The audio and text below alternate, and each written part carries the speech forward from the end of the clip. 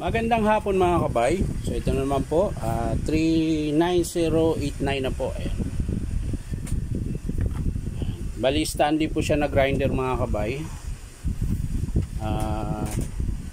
Pag pinapaandar mo mga kabay, iba ang andar niya eh. May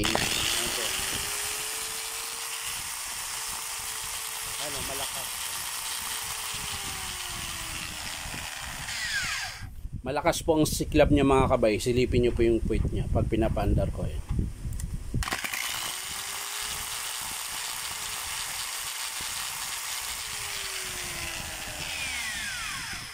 So yun po yung aalamin natin kung bakit. So ayan mga kabay, tara samahan niyo po ako. So ayan po mga kabay, nabuksan ko na po. Bali sasaksak ko ulit para makita natin kung saan yung sumisiklab.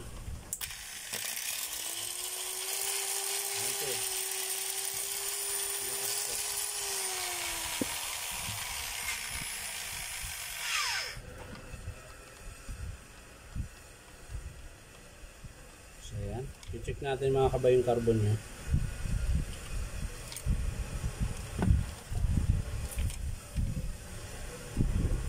Ito na po yung carbon niya mga kabay. Tingnan natin yung kabila. Mukhang wala na pong carbon. Ayun, pudpud na po. So iti-testing natin mga kabay sa ibang carbon. Kasi wala na po. Ito na po yung carbon nyo. So hanap tayo ng carbon mga kabay. So ayan mga kabay.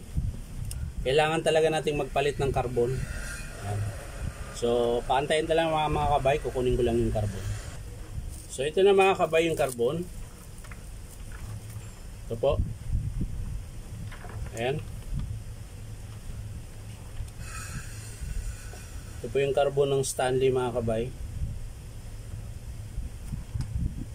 Pero ito mga kabay, hindi talaga siya sa Stanley. Sa Bosch siya na D4. Ayan, pwede rin siya. Halimbawa, kung wala kayong mabilhan ng carbon ng Stanley, pwede yung sa Bosch na D4 na grinder. Yan, pwede po yan. Ito sa Bosch to na grinder na D4. Ito po yung kakabit natin mga kabay. Tingnan natin kung mawawala yung siklab niya.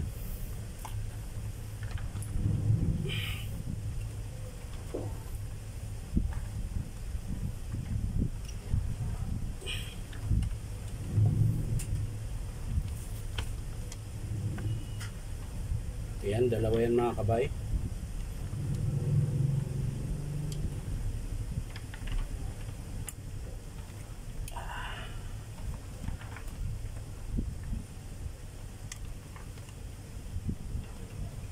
So, ayan.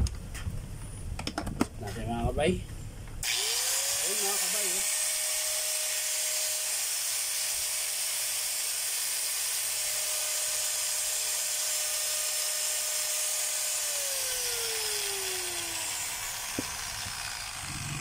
So, yun lang mga kabay.